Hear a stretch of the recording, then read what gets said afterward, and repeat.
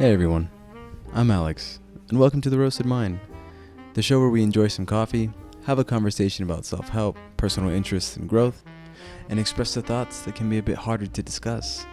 So, have a seat, grab a cup of coffee, let's talk.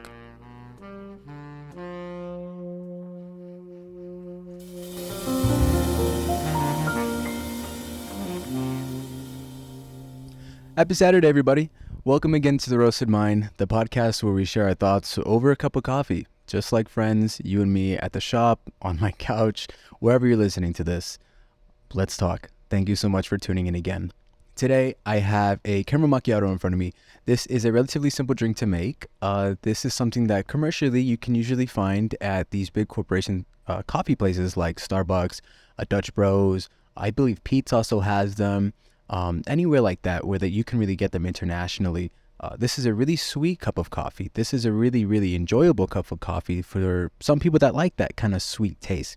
For people that love to balance out the acidity of espresso with the sweetness of the vanilla syrup on the bottom, or the caramel drizzle on top, or maybe the basic nature of the milk itself, whether you get regular milk or whether you get oat milk. This is a drink that I've seen a lot of people order and a lot of people enjoy, but it's also one that's relatively simple to make at home. All you have to do is really froth milk, fill the bottom of the cup with a vanilla syrup, froth the milk, and then pour espresso on top and drizzle the top with coffee. And you can even make it your own. I drizzled cinnamon, or not drizzled, I sprinkled cinnamon over mine before I did the caramel drizzle, and it came out really well. I really do enjoy this coffee. You know, I do like to drink it black, but I mean, come on, it's a caramel macchiato. You gotta enjoy it. The thing that I want to talk about today is hobbies. Hobbies and the things you like to do, your passions, your interests, the things that you find on the day-to-day enjoyable, the things that really you look forward to doing on your day-to-day. Or maybe it's when you get a break. Maybe it's something that when you really find the time to do, you want to do it. Or if you don't have time to do anything, this is something that you'd wish you were doing. This can be something tactile, like bread baking or playing music. And this can also be something mental, like maybe you're learning a new language, or maybe you're playing a video game. These are selective interests that are unique to you. And there really isn't anything as self-defining as these collective interests that you find enjoyable. For me, I like to cook. I've actually found cooking to be incredibly interesting to me, but even more so recently, I've kind of discovered the world of baking and making bread. And I started it a couple months ago with this pizza dough that I had made. And the pizza dough it came out incredibly crunchy and soft in the middle, and it was just so enjoyable, and I love to do it. I love the meticulous nature and the time it takes to really make this dough. And I believe I said this exact phrase, actually, now that I'm saying it. I believe I've said this on my first episode. I do really enjoy bread baking a little more than cooking, so I think I'm going to take more time to focus on that rather than cooking itself. What else? I like to play music. I love to listen to music. I kind of fell off of it a little bit ever since I went to nursing school, but I'm slowly and steadily getting back into it. Those are just some of the things that I really kind of find interesting to me. I love jazz music. I love indie music. I'm going to be a little basic, but I love pumpkin spice lattes. I love the fall, things of that nature. They're really kind of interesting to me, and because of that, they make it personal to me. They kind of define who I am. They define what I like to do, and they define all the interests that I find, well, interesting, you know? I know that I mentioned a couple episodes ago about this concept of time and how you really don't have enough of it, and how I feel like I don't have enough of it in order to really practice in the things that I want to do, and to really kind of sit down and take the time to do these things that I love to do. But when I do find that time, when I am doing it, it is incredibly enjoyable to do. And these are things that I look forward in my day. I was just playing guitar the other day for the first time in maybe since 2-3 weeks, ever since I moved into my new apartment. And man, I was sitting there for an hour just jamming, trying to practice songs that I've learned a little bit ago, just really kind of jumping back into it. And so it's incredible what you can do when you kind of put your mind to the things that you love to do. When you kind of give yourself time that maybe you don't have, or maybe time that you do have, into these things that define who you are. A caramel macchiato, on the other hand, tends to be on the sweeter side, like I mentioned. You have not only the vanilla syrup on the bottom, but you also have caramel drizzle on top. In my case, I added a cinnamon sprinkle. You have the milk. If you use oat milk, do you use it with vanilla? Do you use it with, they make that oat milk with vanilla flavoring. If you use almond milk, same thing. Regular milk itself tends to be pretty sweet. This is a drink that I really kind of see people ordering it because of the sweetness. They order it because they like that sweet, overpowering, the kind of rich taste of the espresso. This is kind of a drink that people don't usually order, in my experience, that people don't usually order if they're not looking for that espresso taste, because there are stronger drinks out there, and there are drinks that don't use as much syrup. But this is also a drink that I really see people take their time to drink. They often take it in sips. It's really easy for them to just sip it, put it down, do what they're doing, whether it's work, whether it's, doing a hobby or something of that sort. And then they come back to it and they make it last for hours. I'm talking like if they order it from Starbucks, they make it last until like there's perspiration on the cup and all the ice has been melted, and they can really take their time with this drink. It's kind of incredible. And it's really nice to see them drink this coffee throughout the day, because it can get them really throughout the tiring day. You never know what pick-me-up people need. And in the form of caffeine, that's an incredible pick-me-up. But have you ever kind of like sat down and thought why they take their time? Maybe it is that pick-me-up and the slow sips of espresso throughout the day kind of add that boost of caffeine. Or maybe it's the sweetness. Maybe it's too sweet. Maybe they don't like the coffee taste at all, like I said, and they want to balance it out throughout their day. Either way, it's a drink that's given as much attention post-brew as it is during the brewing process. The attention that you tend to give your hobbies and the interests often make it sweet for you. These are passions that take the time to craft. These are hobbies that you really put your mind to. These are things that without the proper training or without the right effort that you give yourself, you're going to not really go so far if you don't really put that time in, just like they put the time in on sipping this cup of coffee and enjoying it. When you really give yourself that mindset and that time to improve and work on and improve, that's when you really see it pay off. That's when it's that point of satisfaction and you get that ease of saying, well, I'm good at this. I'm a pro, I'm an expert, or even just, this is what I do on the day. This is what I find interesting and I'm good at it. I have a friend, Christian, actually, who made the design for the cover photo for the Roasted Mind. And when we were talking about kind of developing this and creating the whole table up below the cups of coffee, the overhead view, and their own spin on it, the dots and the leaves on the left side, it's incredibly nice to hear that they enjoyed making it, because not only because it was commissioned, of course I commissioned them for their work, but it's something that they wanted to do because it involved drawing. Their passion is drawing, is art, digital painting. That's what they specialize in doing. And I remember talking about it, and they had a really hard day at school. They're a double major, and they told me, look, I just really want to get out of my class, get out of that mindset and just start drawing. I need to draw. And this kind of gave them that medium, that extra project for them to do.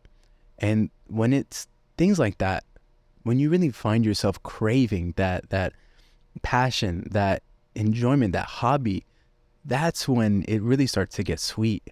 That's when the sweetness doesn't overpower so much, but kind of blends with that exhaustion of doing it so much, of practicing it so much, of doing your best at something that really you spent your time on, because now you really do reap the benefits. You really are incredible at this passion, at this project, just like a caramel macchiato. Some people like it for the sweetness. The sweetness is there, and you're going to get there. I mean, of course you're going to get to the sweetness if you put enough time to it. And when you're there, you mix it all together, and it just becomes something incredible, something delicious, something easy. The funny part about a caramel macchiato is traditionally, it's not a macchiato. I was doing some research, and of course, the coffee snobs will tell you that the caramel macchiato you get from a corporation place like Starbucks, like the one that I made, like Dutch Bros, is not traditionally a macchiato. Like I explained, the macchiato or caramel macchiato is actually a latte. It's actually a vanilla latte with caramel drizzled on top, because a macchiato in itself, traditionally, originally, is espresso, shot of espresso with milk foam on top. That's it. And if you were to go to a local shop, if you go to a roastery, someone that serves you specialty coffee, local coffee, and you order a macchiato, they're going to give you a cup that's about the size of a shot of espresso with a little dollop of milk foam on top. And you're going to sit there and you're going to wonder, this isn't the drink I wanted. I wanted the Starbucks macchiato. But that's not a macchiato. That's a latte. This is a drink that's iconically misunderstood. I've actually had this experience once when I went to Bungalow Roastery. It's a local place here in Vegas. I highly recommend it. It's one of my favorites. When I went with one of my best friends, and we sat there and we had our coffee and we talked, just like I'm talking to you today over this cup of coffee, over this caramel macchiato. And they ordered a macchiato. I believe that day I ordered a cold brew, but they ordered a macchiato thinking that it was a caramel macchiato. And of course, what did they get? They get a tray. And this tray has a little shot-sized glass of macchiato with, on the side, which I thought was nice, of seltzer water, of mineral water, something to really kind of cleanse your palate. And I thought that was pretty cool. But just like he was, I was pretty confused on what this was. And I asked him, I said, what did you order? And he goes, a macchiato. And so I'm sitting there like, you got a macchiato? And that's something different than what we see on the day-to-day. But you know, the Starbucks caramel macchiato is just so misunderstood to believe that it is a macchiato. The single most defining thing I look for in people are their interests, the hobbies they like to partake in their time to time, and the things they really find enjoyable, whether it's their passion project, whether it's the music that they listen to, whether it's the books they read, the things they watch, the things that they really do like to do on their downtime, the things that really define them, you know? There's so much in this world to explore that no two interests are ever really the same. And even if you do, let's say you know somebody that likes music and you like music too, or bread baking, or art, or coffee, there's never really the same sub-interest in that, right? Because I like music and I like jazz and I like indie music and, you know, I like some instrumentals.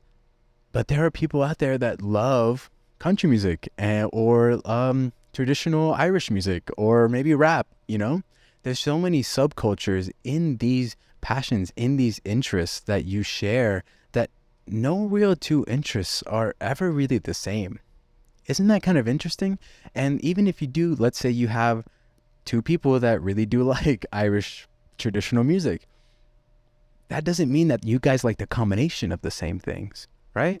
Because somebody could like Irish traditional music, but they could also like MMA, or they could also like art, or maybe they like to go fishing, or maybe they like to sew. There are so many interests out there that, let alone, yeah, you could share, but the combination of all your interests together, they make them incredibly unique in who you are. And I feel like that's something that you shouldn't really be afraid in. That's not something you should really be ashamed in. And unfortunately, it's so easy to get caught up on these criticisms, on these things that people like to say. Something as simple as, oh, you like Irish folk music. Oh, you like MMA? Oh, you must be a brute because you like boxing. Oh, you like art. You must be, I don't know, whatever they say about art. And it's so easy to kind of get caught up on those things that they like to say about it that you kind of lose interest in it. Or maybe you're embarrassed to have interest in it. And when that happens, you can really get in over your head, or you can really get in yourself with it and start to really practice it less and less. And when you kind of let it get to you, it's hard to push yourself to do these things, because then you start to realize, well, nobody's recognizing it. Well, nobody really cares for it. So why should I? And that's wrong. That's not really the way you should look at your hobbies, because your hobbies are unique to you. If you let these comments get to you, then these things that tend to be unique to you end up being lost in obscurity. I mean, it doesn't really matter how passionate you are about something. It doesn't really matter if you let it get to you, or if you just stop practicing, if you just stop doing these things, if you stop doing art, stop playing music, stop sewing, if you stop drinking coffee, or whatever it is, stop reading these genres of books that you like to read, or I don't know, cleaning, or whatever it is. If you let these things kind of get to you, then you're not really yourself. You're not uniquely you. You're losing that uniqueness that added to yourself. And that's why I love to hear about people that love to do certain things, because it does define them. It's something that makes that object, that passion, that hobby, that interest, that is you. That is you. You can't let the misunderstandings of your passion become reality. I mean, the caramel macchiato is a macchiato to those people who believe it. Macchiatos are something really interesting, and I feel like if you add a little salt to it, and this goes with a lot of things, right? If you cook and you add salt, salt just has this power to really boost the flavor of whatever it is. Salt just has this incredible trait. I mean, I'm not a food scientist, but this is something really, really interesting, is that salt can really be the defining factor of your dish, of your cup of coffee, of whatever it is you're making, the bread. I made focaccia the other day, and the salt was really what made it incredible. It really was what made it so tasty, and I went back for like 5-6 pieces, let alone, of course, I didn't really feel bad about it because it was so delicious, but salt is something that really brings out the flavor in a lot of things. And in the case of a caramel macchiato, I didn't do it because I kind of forgot to add salt to mine, but it's something that really can boost the flavor of the caramel. And oh man, if you like salted caramel cookies, a salted caramel macchiato is going to be really, really good. And I'm not talking like iodized salt, I'm talking like flaky sea salt, just a little pinch right on top. That would really get it going. When you use salt to kind of boost up these flavors, you're really starting to make them really unique and defining, pulling out those defining characteristics of that caramel, of that food, and just accentuating it and making it great and boasting it. I started to develop my own flair of certain things when I started to post about food on my main Instagram, at UzuAlex, if anybody's interested.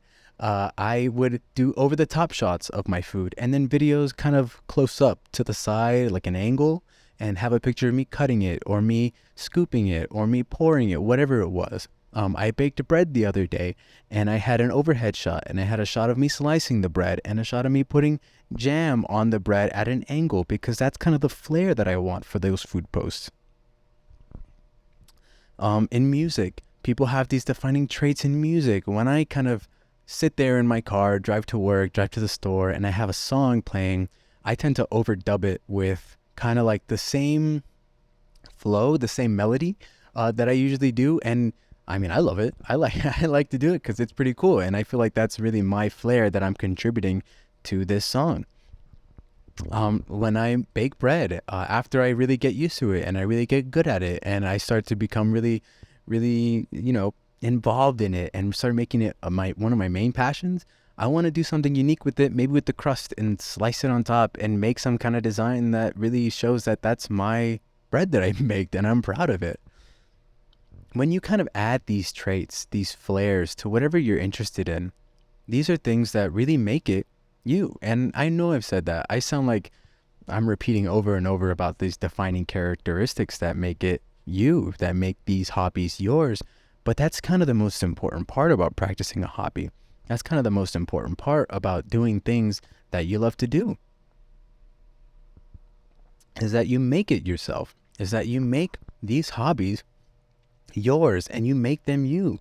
There's nothing better than hearing something that somebody created, or hearing something that somebody's reading, or hearing something that somebody baked, or tasting something that somebody baked, and there's just that thing that you can't get anywhere else because it's yours.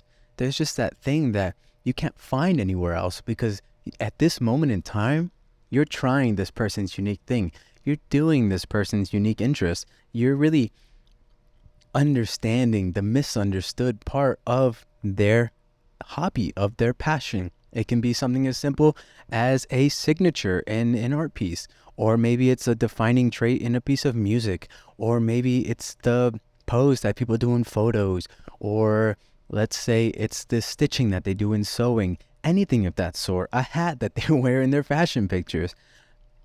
These flares are so interesting to me. They make me so happy to see when people put themselves in their artwork, because without that flair, without that uniqueness of yourself in your interest, in your cup of coffee, in the book you're writing, whatever it is, that makes it so much different than a corporate designed cup of caramel macchiato, than the completely misunderstood cup of something that really isn't theirs, something that really isn't yours, right? Because you take this thing that began as something that everybody else does. You play guitar, you play the drums, you start to make fitness videos, and you really take that group mindset, that uninteresting aspect of doing something everybody's doing, and you make it interesting. You make it yours. You do your best to be unique with it.